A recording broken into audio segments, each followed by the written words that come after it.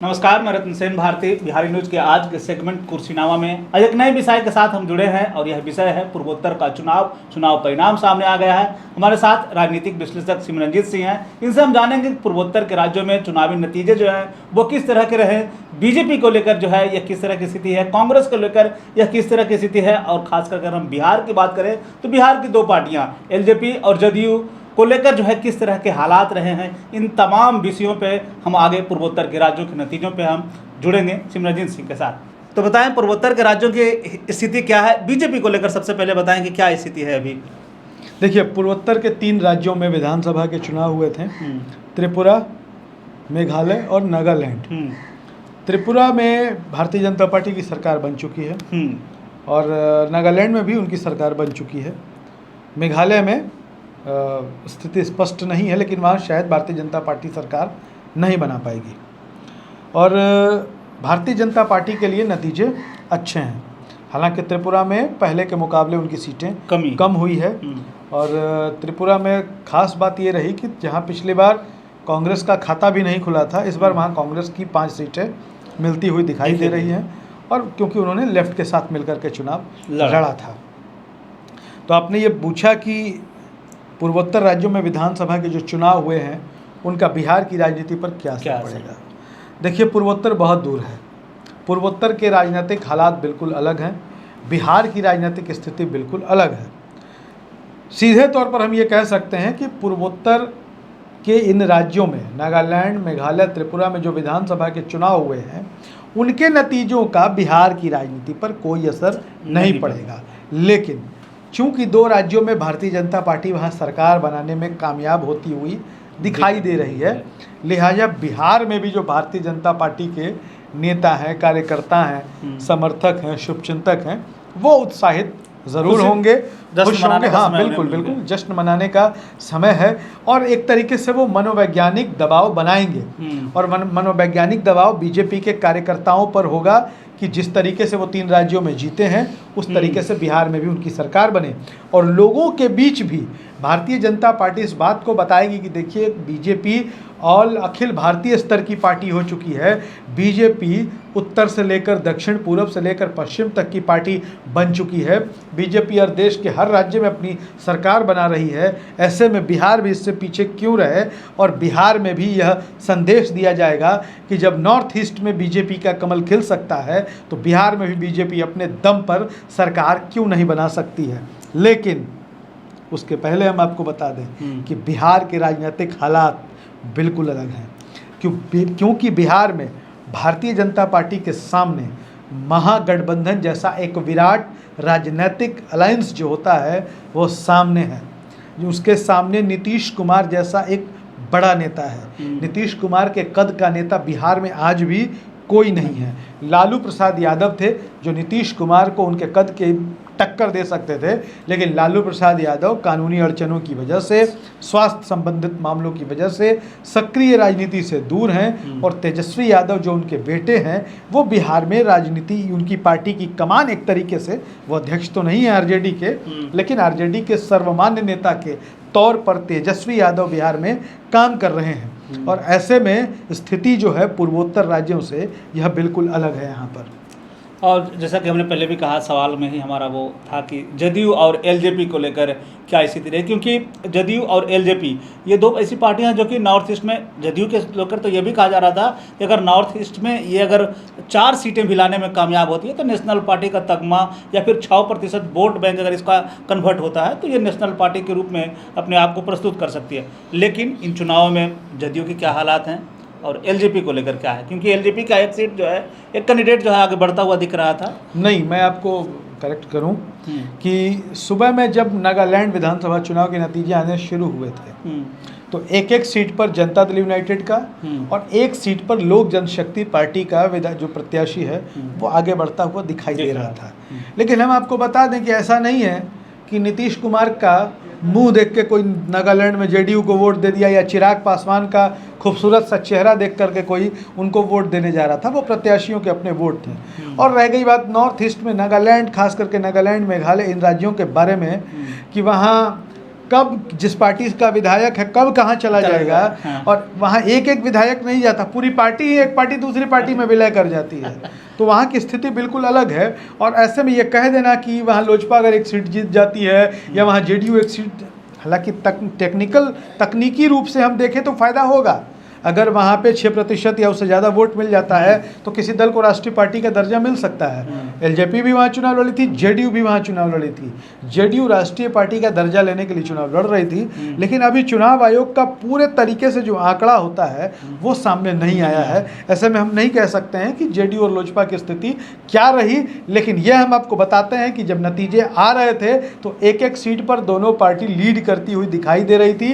अब ये जीत में कितना कन्वर्ट हुआ, जब ये पूरे नतीजे पूरा पिक्चर क्लियर हो जाएगा तो आपके सामने होगा। और नागालैंड राजधाना जो चुनाव के अधिघोषणा होने से ठीक पहले पूरी टीम ही जो है चिराग की टीम में शामिल हो गई थी। हाँ, जदयू का पूरा कैंप भी था जो जदयू का जो था। जनता दल यूनाइटेड की जो पूरी इकाई थी नागालैंड की, वो लोक जनशक्ति पार्टी में चली गई थी। और चिराग पासवान ने इस पर बहुत हर्ष व्यक्त किया था। जो चिराग पासवान के समर्थक हैं, जो लोजपा के समर्थक हैं, उन्होंने इसे बड़ी बड़ी जीत के तौर पर लिया था। लेकिन देखिए इसमें ऐसा कोई बहुत खास नहीं था, क्योंकि नॉर्थ ईस्ट के राज्यों में पार्टी से ज़्यादा व्यक्ति प्रभावशाली होता है। और कोई कोई व्यक्ति इतना प्रभावशाली हो जाता है कि उसके नाम पर वोट गिरने लगता है, कुछ पार्टी उसे अपना वोट बैंक समझने लगती है। हालांकि त्रिपुरा में जो है भारतीय जनता पार्टी के नाम पर वोट मिले हैं। त्रिपुरा में बीजेपी आरएसएस ने खूब मेहनत की है पिछले 10-15 सालों में, जिसकी वजह से दोबारा उनकी सत्ता में वापसी होती हो दिखाई दे रही है। लेकिन आम तौर पर नॉर्थ ईस्ट में व्यक्ति ही प्रमुख होता रहा है और व्यक्ति के नाम पर ही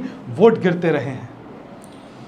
तो पूर्वोत्तर के राज्यों से जो रुझान है उसमें अभी सब कुछ क्लियर नहीं है, ऐसा नहीं, सब कुछ क्लियर नहीं है, नतीजे तो सामने आ ही गए हैं। हाँ। लेकिन जो एक होता है कि ओवरऑल पिक्चर समझ में आ जाना सामने, कि जो जैसे बीजेपी को कितनी सीटें मिली हैं वो बताई जा रही है, लेफ्ट पार्टी को कितनी सीटें मिली हैं वो बताई जा रही है, एनपीपी को कितनी सीटें हैं वो बताई जा रही है, टीपरा मोथा कितनी सीटें ले वो बताई जा रही है। लेकिन जो अदर्स वाला आंकड़ा होता है, अदर्स वाले वो अदर्स में कौन कौन सी पार्टियां शामिल हैं, इस बात का अंदाजा नहीं लग पाता है। और जब इस बात का अंदाजा नहीं लग पाता है तो हम ये नहीं कह सकते कि लोक जनशक्ति पार्टी को कितने सीटों पर जीत मिली है, जनता दल यूनाइटेड की कितनी सीटों पर जीत मिली है। और इसके साथ हम आपको बता दें कि अगर मान लीजिए कि लोजपा या जदयू को कुछ सीटें मिल भी जाती हैं, तो इसका बिहार की राजनीति पर क्या असर पड़ता है? कुछ नहीं। क्योंकि बिहार में आप आकर के देखिए कि लोक जनशक्ति पार्टी की पहचान बिहार से है। लोक जनशक्ति पार्टी बिहार की पार्टी है। और इस पार्टी का बिहार विधानसभा में एक भी सदस्य नहीं है। और एक भी सदस्य, हालांकि विधानसभा चुनाव में उनके एक उम्मीदवार जीत कर आए थे, लेकिन बाद के दिनों में वो जनता दल यूनाइटेड में चले गए। लोक जनशक्ति पार्टी के साथ चिराग पासवान वाली स्थिति क्या है, हम उसको भी क्लियर कर दें कि चिराग पासवान के पास अपने समर्थकों की एक फौज है। उनकी पार्टी भी एक जात की पार्टी मानी जाती है। चिराग पासवान जब बिहार आते हैं, एयरपोर्ट पे उतरते हैं, हाथ हिलाते हैं, तो 200-500 हज़ार लोगों का जो हुजूम होता है वो उनके पास रहता है। चिराग जहाँ जहाँ जाते हैं लोगों की भीड़ उमड़ती है। चिराग पासवान अच्छा बोलते हैं, अच्छे कम्युनिकेटर हैं, लोग उनकी बातों को सुनते हैं, समझते हैं। लेकिन जो सबसे बड़ी समस्या सामने आती है वो यह होती है कि चिराग पासवान की पार्टी का संगठन नहीं के बराबर है। जिलाध्यक्ष तो मिल जाएंगे उनके, लेकिन प्रखंडों में उनकी पार्टी नहीं मिलती है। और जिलाध्यक्ष भी जो हैं वो काफ़ी कमज़ोर मिलेंगे। जिलों में भी चिराग पासवान का संगठन आपको नहीं मिलेगा। और कहीं जाना, भाषण दे देना, ये अपनी अलग जगह पर है। लेकिन लगातार नीतीश कुमार के खिलाफ जिस तरीके से चिराग पासवान हमलावर रहते हैं, आप बताएं कि चिराग पासवान भाषण देने के अलावा क्या कर पाते हैं? हाँ, सही बात। चिराग पासवान प्रेस कॉन्फ्रेंस करने के अलावा क्या कर पाते हैं? बिहार सरकार के खिलाफ अनेकों मुद्दे हैं, चिराग बोलते भी खूब हैं। लेकिन क्या आपको पता है चिराग पासवान ने क्या कभी आपको आंदोलन करते हुए दिखे? पटना की सड़कों पर चिराग पासवान आपको कभी कभी दिखे भी होंगे, लेकिन जिलों में जा कर के देखें, ब्लॉक में जा कर के देखें, तो क्या चिराग पासवान की पार्टी कभी वहाँ पर आंदोलन खड़ा कर पाई है? और जब आप आंदोलन खड़ा नहीं कर पाएंगे तो आपको हासिल कुछ भी नहीं होगा। हम आपको बता दें कि आज की तारीख में बीजेपी भी चिराग पासवान को भाव सिर्फ इसलिए दे रही है कि बीजेपी के पास सहयोगियों की कमी है। सही बात। नीतीश कुमार ने जिस तरीके से बीजेपी को छोड़ा है, उसके बाद कोई ऐसा चेहरा उनको नहीं मिल पा रहा है कि वो जिसके भरोसे सामने आए। बिहार में कम से कम। बिहार में आरसीपी सिंह का आप नाम ले सकते हैं। क्या आरसीपी सिंह वो चेहरे हैं जिनको लेकर के बीजेपी आगे जा सकती है? कभी नहीं, कभी उपेंद्र कुशवाहा हैं, और उपेंद्र कुशवाहा की महत्वाकांक्षा किसी से छिपी हुई नहीं है। और ख़ास करके जब भारतीय जनता पार्टी में खुद ही सम्राट चौधरी हैं, तो वैसे में वो उपेंद्र कुशवाहा को ज़्यादा भाव क्यों देंगे? हालांकि उपेंद्र कुशवाहा ने अभी 4-5 दिन पहले पार्टी बनाई है, उनके बारे में ज़्यादा बात करना जो है थोड़ा सा अतिशयोक्ति होगी। हम बात पूर्वोत्तर राज्यों के नतीजे और बिहार की राजनीति पर उनके प्रभाव पर कर रहे हैं। और लोजपा की भी चर्चा इसलिए कर रहे हैं क्योंकि लोजपा वहाँ चुनाव लड़ी है, उन्होंने जनता दल यूनाइटेड को झटका दिया है, जनता दल यूनाइटेड की नागालैंड की पूरी इकाई को अपने दल में मिला लिया है। फिर हम बात करते हैं चिराग पासवान की, तो चिराग पासवान के बारे में हम कह सकते हैं कि उनके पास एक अच्छा वोट बैंक है, थोड़ा सा ही कह सकते हैं, अपनी जाति का अच्छा कम्युनिकेटर हैं।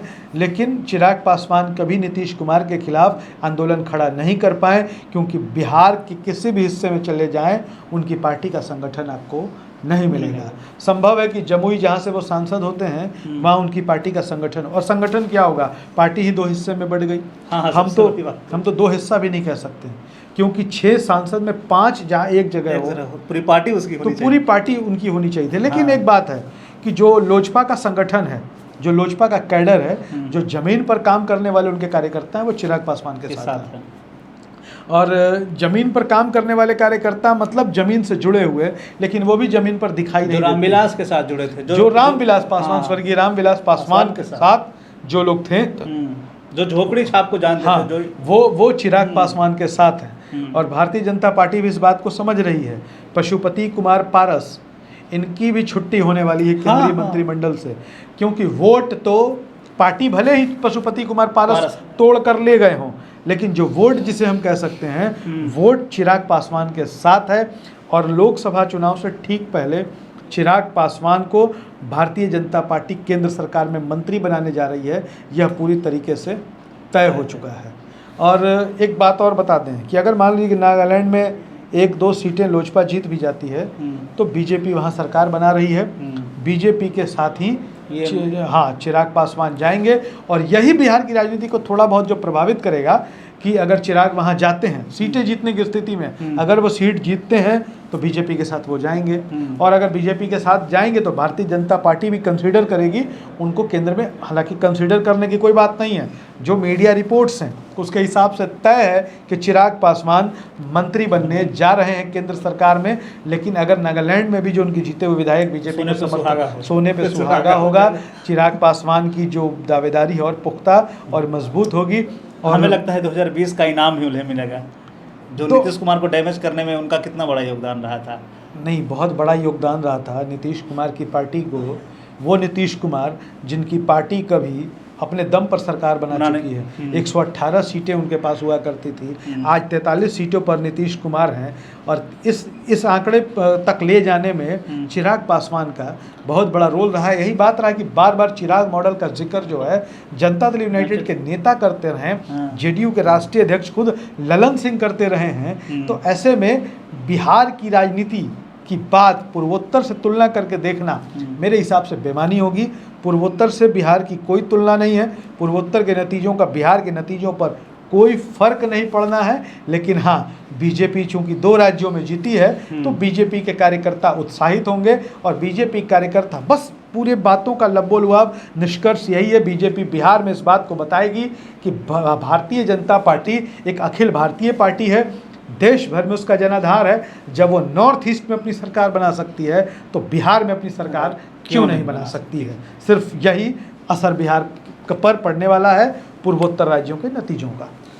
तो ये थे पूर्वोत्तर राज्यों के नतीजे पर सिमरनजीत सिंह का विश्लेषण, जिसमें इन्होंने कहा कि, और आंकड़े भी बता रहे हैं कि बीजेपी की वहाँ बढ़त है, और बीजेपी जो है उन्हीं चीज़ों को ध्यान में रखते हुए आगामी आम चुनाव में यानी 2024 के लोकसभा चुनाव में जो है वह बिहार से लेकर पूरे देश में जो है वो यह बताएगी कि हमारी पार्टी जो है पूरे देश की पार्टी है, और सब जगह जो हमारा वोट बैंक है बिहार के लोगों को भी यही कहकर जो है वो आगे बढ़ेगी। तो आज के कुर्सीनामा में हम पूर्वोत्तर के राज्यों पर विश्लेषण जान रहे थे।